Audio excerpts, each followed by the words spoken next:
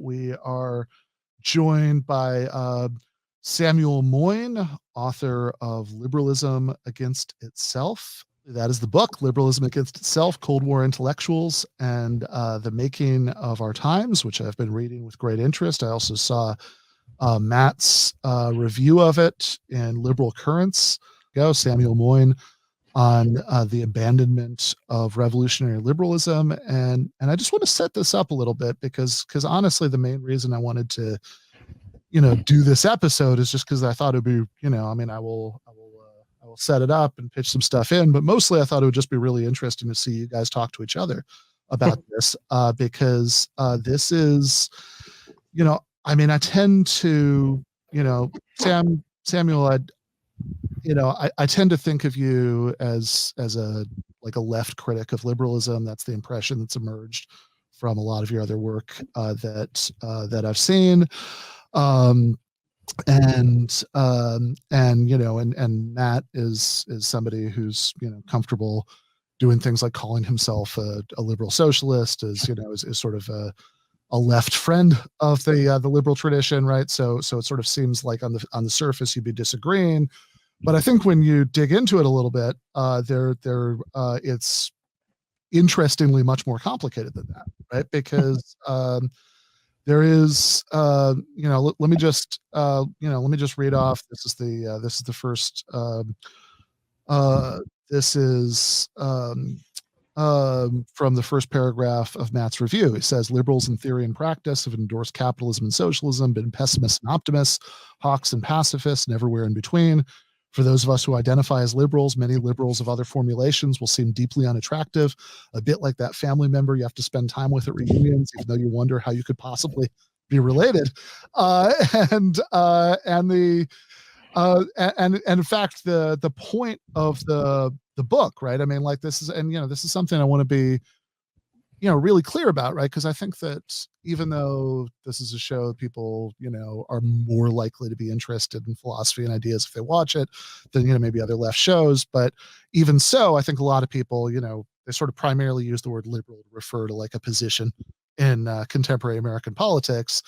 But when you start thinking about the sort of liberal intellectual tradition, I do see a lot more points of commonality between you two, because there is, the point of the book isn't just to kind of denounce liberalism tout court, but to say like, oh, there's this really interesting thing that was going on with these Cold War liberals where they were shifting in interesting ways from previous liberal thinkers, and in fact they were rejecting kind of maybe more promising resources for thinking about social progress that come from within the liberal tradition. Exactly. The point of the book is to ask whether we can save liberalism from the liberals, and I think that today there are a lot of post-liberals in American debate, but most of them are on the right. And actually, the right is a lot clearer that it is rejecting liberalism, root and branch. I think there's a healthy debate on the left about what to draw from liberalism, whether to save it from itself, the ways in which it might need to be corrected. But I think the left is more ambivalent about rejecting liberalism altogether, because liberalism was the first philosophy of political emancipation. Socialism the second, and as Matt's pointed out, liberals helped invent socialism. So it's messier on the left, and rightly so. And I think there needs to be an open-ended debate about our relationship to liberalism. Yeah, I'd absolutely agree with that. And I should say, just to make my own biases clear, Sam's Humane was my pick for Book of the Year in Jacobin last year. People can go check that out. And his new book is threatening to become my Book of the Year this time round. So that's a little bit unfair to every other author I read. Elizabeth Anderson, though, is giving you a run for your money, right? So that's the competition right now, or particularly the book Hijacked. But I really think that this book is a vital contribution to exactly this debate that we need to be having on the left. And it really clarified a tremendous amount for me, particularly about 20th century liberalism. Because, as you know, Ben, I've often argued that I think that there's a lot in the liberal tradition that's worth saving. for leftists and just generally because it would be the morally right thing to do. But I don't think that should insulate us against being critical of the liberal tradition where we need to be, even very critical where we must be. And oftentimes this can become a really ambiguous kind of enterprise because we don't want to criticize liberalism so much that we end up ceding ground precisely to the kind of people that Sam was talking about. Those on the right who will say things like, well, if liberalism really is so bad, why not just trash it or get rid of it the way that Patrick Deneen or Adrian Vimili would want us to do. So I don't want to dive into a lot of the substance of Sam's book, since I'm sure we'll be chatting a great deal about Berlin and Rent and all the others as time comes. But I do think that this emphasis on Cold War liberalism as a point where a kind of liberal outlook went off the rails, if you want, is really attractive to me for a lot of reasons. I maybe would go historically a little bit further back than Sam would to Herbert Spencer and a few others. But I think definitely as a popularizing movement and as the ascendant form of liberalism throughout the late 20th century, I think he's really onto something with this book. Yeah, well, I mean, so let's start thinking, before maybe we go, there's, I guess, a way to go backwards and talk about, some of those earlier liberal thinkers for contrast, right? But I mean, like maybe we just like kind of start out where the book starts out, with Judith Shklar, and this, and this sort of critique of what was going on with a lot of Cold War liberals from somebody who was like maybe kind of about to become one of them. Yeah, so I mean, just for background, not everyone's going to look at the book. It's a series of kind of portraits of people who either were Cold War liberals or were witnessing its invention in the middle of the 20th century. And Judith Shklar was a Harvard professor who, it became very famous in the end for writing maybe the most brilliant kind of version of the Cold War liberal outlook. Ironically, the year the Cold War ended in 1989, it's called The Liberalism of Fear. She died a couple years later in 1992. But when she was a young person, she kind of witnessed the creation of this view that liberals need to be concerned about the kind of, state, its expansion, the road to tyranny that liberals might pave, and instead, orient themselves towards, or kind of around anxiety and fear about the death of freedom. And when she was young, she witnessed the kind of birth of this view, and she rejected it. So I kind of dwell on this fact in the first chapter of the book to say, she wasn't born into being a Cold War liberal. She actually was bitterly critical of it, and she makes I think, a pretty compelling point in her early work, which is that liberals need to embrace the Enlightenment and the whole idea that modernity is about the emancipation of humanity. And if they don't do that, they're kind of undermining the whole reason why liberalism, as well as socialism and Marxism themselves, came into being. And what she noticed that was a lot of liberals in the 1940s and 50s were actually approximating early neoliberal thinkers like Friedrich Hayek in kind of worrying about the Enlightenment. The Soviets had appropriated the Enlightenment, said they were its heirs, and liberals responded by cutting off their relationship to it. And she said, this is a disaster for liberals themselves. And I think she remains right about that. And, the reason that matters is because she is kind of envisioning a version of liberalism that's radical. And she calls for a political radicalism, which is just a world away from Cold War liberals and therefore her later self. Yeah, I would go even further and say that this kind of pessimism didn't just impact the liberal tradition, but even influenced various forms of radical left traditions, right? Richard Wolin has a really good book on this called The Seduction of Unreason, where he points out that if you were to read Western Marxism around the 1940s, for example, a lot of it was kind of mired in this very Adornian gloom, that the Enlightenment had serious problems with it and it needed to be reconstructed on a different basis. And then you flash forward to the 1970s. What's really interesting is a lot of former Marxists who kind of become disillusioned with the project decide that they're going to become quasi-Nietzscheans, and embrace this very perspectivist approach to life. But what I think is really interesting about your approach to liberalism specifically is how you emphasize that, contra what those of us who kind of grew up in the late 20th century might expect, it really was this optimistic, forward-looking credo for a long period of time, and that this very sunny kind of liberal outlook shaped Marxism and shaped the socialist tradition, even indirectly. And you can cite a number of different figures in this vein, people like Thomas Paine, for example, who's an important liberal and also an important antecedent to the socialist tradition. And I'm wondering if you could talk a little bit about what characterized this early liberal optimism, and can you maybe tell us why in your book you discuss how it faded away? Absolutely. So, my sense is that um, the the best way of thinking historically about liberalism is not starting with John Locke. That's at least a century too early. In fact, it's during the Cold War that it became popular to think of liberalism as beginning with Locke and rights and property before the state.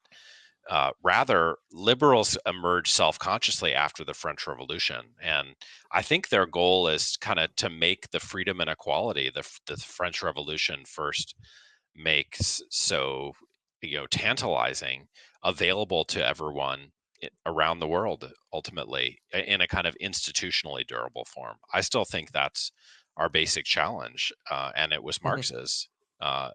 Unless you think the state will just wither away and there's no institutional problem. And so, in a sense, liberals found the modern emancipatory political project, and they have to be optimistic because freedom and equality don't just materialize; they have to be built and institutionalized over time. And we can get into this, but that's why liberals embrace ideas like perfectibility and progress, because we need to think of history as a kind of form of opportunity in which liberalism's dreams come true.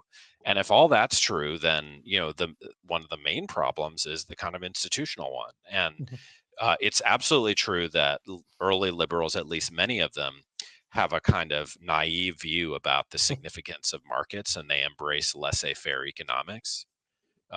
Maybe if we want to get empathetic for a moment, it's understandable to do so, since in relation to feudalism, markets make people equal transactionally, and a lot of people entertain the view that it would wash away old hatreds. Jews and Christians can trade, notwithstanding bitter religious divides.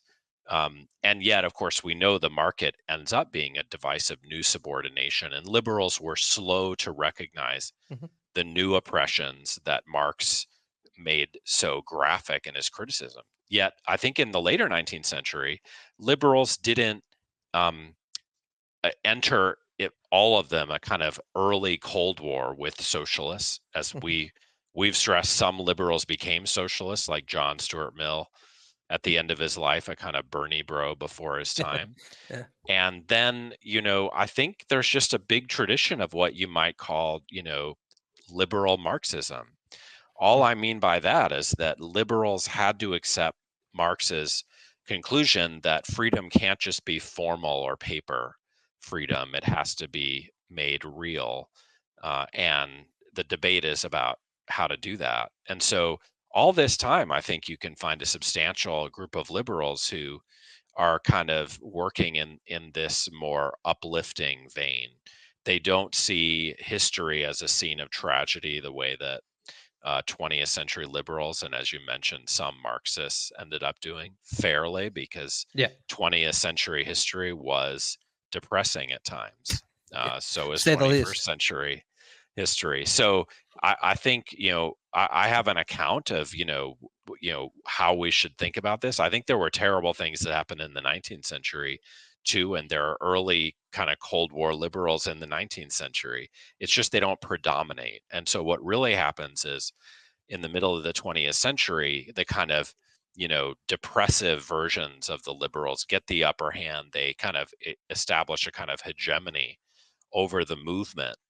And I think that has some baleful effects that we will have to get into, because, um, ultimately these are just thinkers.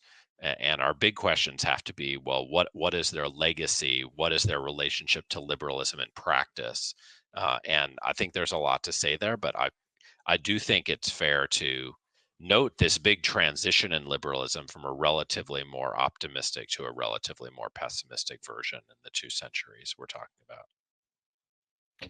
Yeah, absolutely. I mean, I have more questions, but Ben, if you Yeah, want to. yeah. I mean, so, I mean, I guess like I want to make sure everybody has a sense of what you're talking about, particularly with regard to, the Enlightenment and views about the Enlightenment, because this is something that yeah, I'm just not sure how good a sense many people would have of this, but like you Sure. can sort of think of I mean, sometimes if you're telling a certain kind of historical story about this, like Enlightenment thought or something, and liberalism almost seem like synonyms. Sure. That you mentioned the French Revolution earlier, right? Obviously, in many ways, like is the culmination, of that kind of liberalism early on,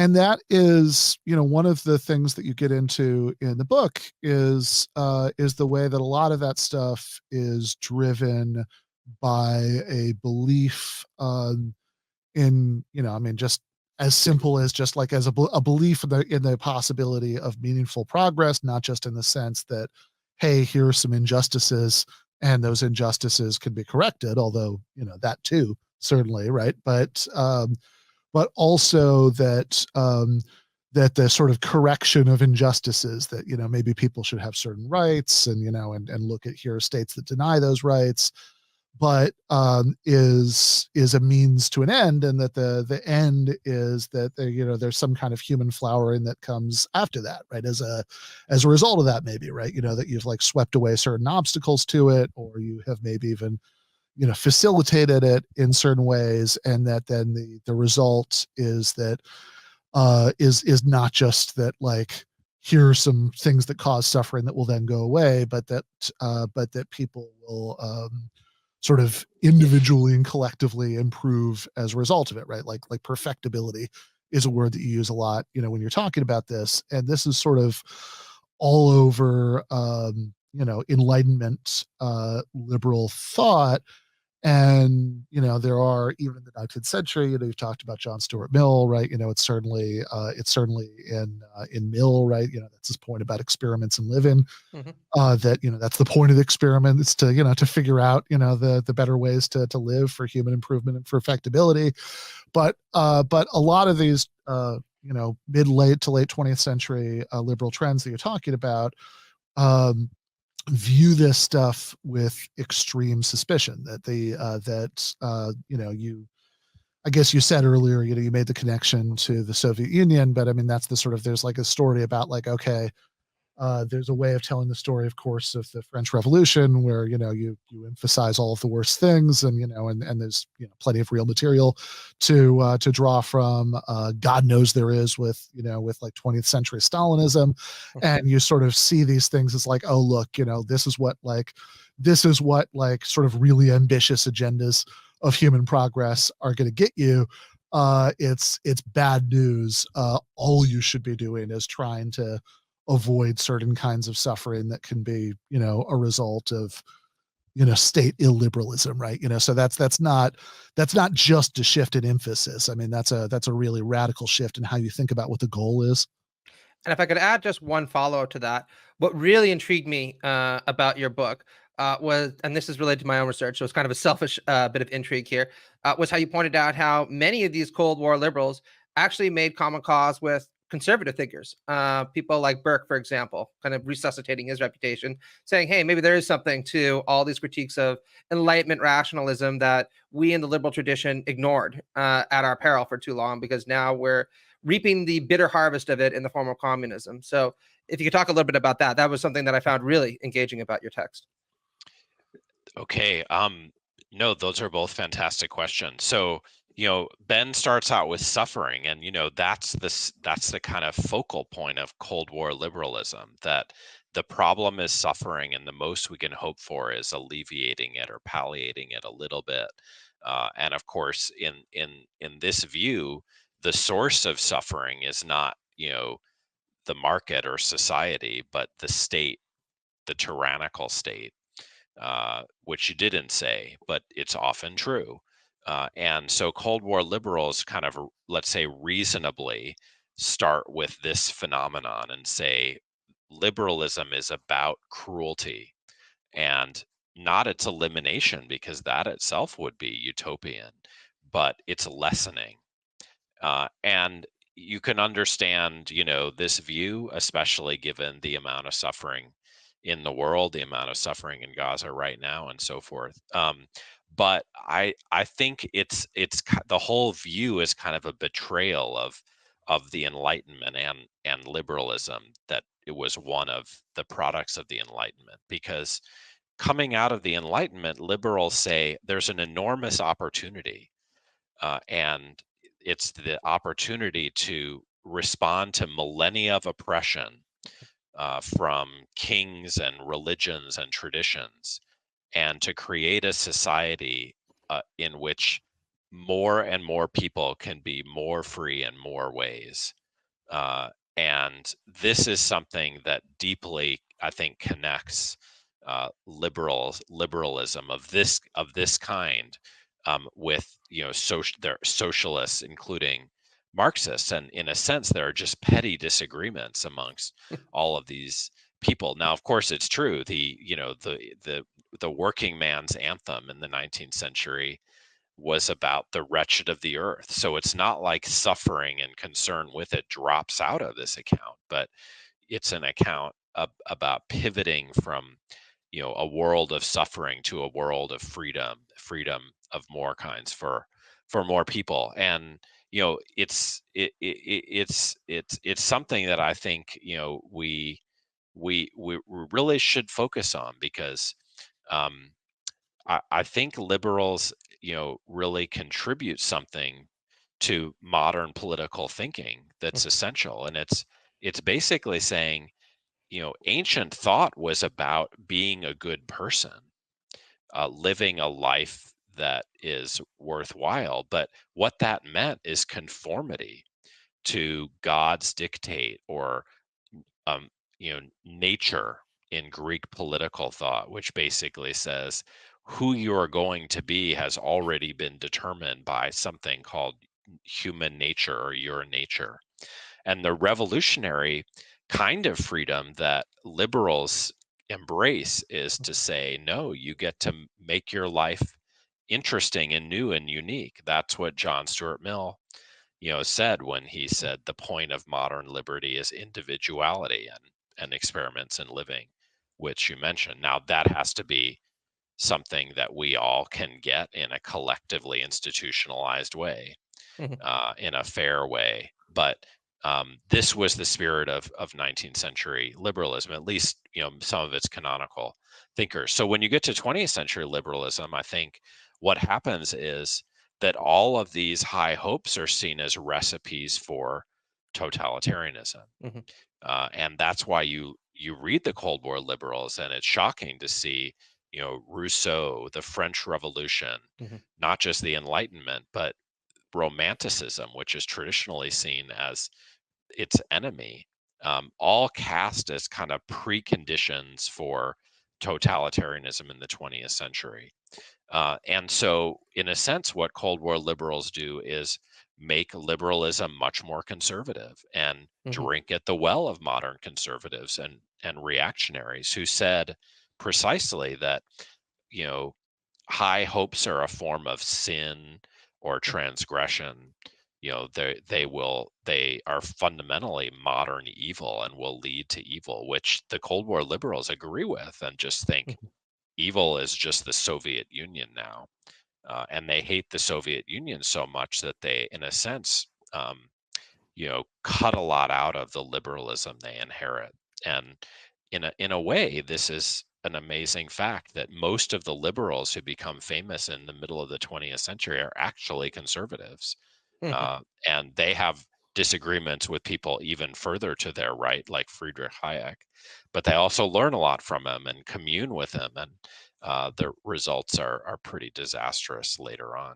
And going back to Matt's question, I mean, this is like, okay, yeah, there's certainly going to be disagreements between them and people like Hayek, but it is, you know, um, but going back to the sort of classic period of liberalism, like these are people who in many ways are going to be closer, as Matt said, to like Burke than to Thomas Paine, right? It's like, oh, Oh yeah. you think the world can be made new again? That's, I don't know. That sounds like exactly the kind of dangerous utopian overreach that's going to get us, guillotines or gulags. And Burke saying, and somebody like Burke who will, I mean, it's not like Burke's line is like all social change is illegitimate, but says, but you have to got to be like super duper careful about it, like as like incremental tinkering, or else you don't know what you're doing. I mean, this is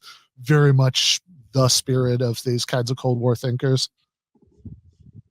It is. I mean, in fairness to Burke, I mean, we all read his response to the French Revolution in college, and you've got it right on. But remember, he was not a Tory himself, but Right. a Whig, Exactly. and Yeah. he did invent something new, a kind of rhetoric that deeply affected the kind of birth of conservatism in the course of the 19th century. There were other outright reactionaries like the Frenchman Joseph de Maistre, who becomes kind of lionized in some of his ideas by the Cold War liberals. And I have chapters where I talk about how interested they were in um, kind of Augustinian Christianity of the kind de Maistre voiced, which basically says we are fallen. You can't really do much with human beings because of original sin, and hopes are probably just a kind of rationale for disregarding our sin. And then there were kind of secular versions of this that, like psychoanalysis, at least in versions of it, that emphasize this kind of like death drive that supposedly it is not making human aggression and violence something that's historically produced by bad institutions, but instead is just inborn and non-negotiable. And that was a kind of secular version of original sin for a lot of Cold War liberals. Yeah, I think that's actually one of the most fascinating observations in the book, because it actually explained a bit about my biography. Because when I went and did my undergrad, I had a professor there who was an Augustine scholar, and that was always what he pushed on us. But even though he characterized himself as kind of a red Tory type figure, he was always like, we shouldn't abandon liberal institutions. We just always need to be cautious. So then all of a sudden, I was like, that's what Peter was getting at back in the day. But I wanted to go into a little bit of detail about some of the different. Talk about your autobiography. I thought we were going to get some, psychologically interesting confessions of a young Catholic here. But yeah, go on. Well, no, then we'd be here for 5 hours, and at the end of it, it'd be me weeping, right? But long story short, there are a lot of very interesting people that you chronicle in the book, and I don't know how long you have, so I don't want to bother you about every single one. But one of the more interesting chapters in the book, where you actually take the gloves off a little bit, is in your discussion of Karl Popper. So what I like about this book is you do take sides, and you are sympathetic to some of these figures more than others. I think it's pretty clear that you have a lot of admiration for somebody like Judah Sklar, but Karl Popper comes in for a bit of a talking to on your part, where you point out that he had these, for a long time, very influential critiques of Marx and Hegel, characterizing them as proto-totalitarian, and that was built right into their philosophical structures. And then you say that he didn't even really have a good grounding in the basics of their thought, relied very heavily on secondhand sources. But despite, the fact that his understanding of their work was very minimal, nonetheless, this was received with open arms by many people. And, I can tell you again from my own biography, Open Society and Its Enemies was really popular in the mid 2000s when I was going to college. Everybody who was kind of centrist worshipped it almost as a biblical text. Right. Things are a little different now, post like Bernie Sanders and stuff. But can you talk a little bit about what Popper got wrong, and why the book nevertheless became such an explosive hit upon its release.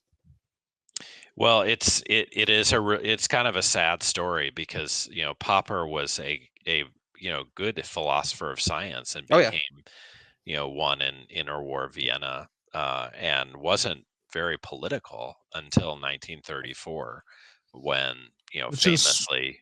slightly interested in itself, right? Because like a lot of the people he was interacting with and critiquing were right extremely political. I mean, like Oh, sure. you know, Well, I mean, like interwar Vienna is just kind of yeah. an amazing place for the left. I mean, the left controls the city, Mhm. uh, even as the right is rising in the countryside. I mean, And 1934, go yeah. ahead. Yeah, I mean, the Vienna Circle, I mean, like the who were the philosophers of science is like interacting with and disagreeing with. Like lots of those people were socialists. There's Totally. Carnap, this Otto Neurath was like a big figure in like the socialist calculation debate, with the libertarians. So, I mean, it is almost interesting in itself that he wasn't super It is. political before this. But yes, Yeah. you were said. It is. You're completely right that it's confusing how apolitical he was, especially given what else is going on, and then it's sort of sad what becomes of him once he does make a political turn. And what happens basically is that he scapegoats socialists at that time, his fellow socialists, for having lost Austria to the right, first the kind of Christian right, and then after 1938, National Socialism. And he goes to New Zealand, where he doesn't have a library. So in his defense, he's not he can't do any research, but he writes this enormous book anyway. Um, and I think the effects are kind of accidental because he publishes the book in 1945, and it is just enormously influential, especially in the couple of years that follow, when the Cold War is breaking out and people are looking for a kind of binary to explain the fact that their crucial ally, this, with the Soviet Union having done more to put down National Socialism than any other force, is now an enemy. And Popper's scheme, which divides open and closed societies, is very convenient, becomes very popular. But the understanding of where totalitarianism, so called, came from Mhm. is just horrendous, because it starts with Plato, and then it moves through Hegel, about whom you know Popper clearly knew nothing, Yeah. and then turns to Marx at great length, but with not a lot of understanding. Although sadly, he then shapes a lot of people's understanding of Marxism, in all of its variety, which again Popper knew nothing about. At this very same time, he's moved to London. Friedrich Hayek actually got him a job at the London School of Economics and allowed him to emigrate from New Zealand to London. And he's abandoning his socialism and becoming a neoliberal. He's at the first Montpellier Society meeting. That's Hayek's kind of libertarian club. So, I mean, I guess my central allegation against Popper is that, while he, I think, has some creditable reservations about the idea Mhm. of laws of history, Yeah. on par with scientific laws of nature, I think he cuts the ground out from under that liberal belief in the 19th century that history is a form of opportunity for the realization of freedom and equality. That doesn't mean that liberals thought that it was an inevitability, that there were laws of history. Some did, a lot of non liberals did, because a lot of people believed that kind of thing in the 19th century. But Popper, I think, made liberalism much less historicist. I mean, Mhm. Popper popularizes this idea of historicism, which he associates with the Soviet Union in the end, and with the idea of kind of necessitarian kind of laws of history. And it's not like we need to believe in those. It's a mistake to believe in those. Mhm. But I think the left kind of gives up on this original liberal idea, which I said is that freedom and equality aren't built in a day. They are they have to be emergent phenomena in history, and we have to have confidence that there is a meaning in history that freedom is available to us in greater and greater amounts and more forms. And I think Popper just, kind of undercut that whole framework of thinking. And so it's probably the reason I'm most upset with him of all the different figures I canvass. Also just, just an extraordinarily bad reader, right? I mean, like this is like almost like politics notwithstanding, like this is I mean, you have to read to be a bad reader.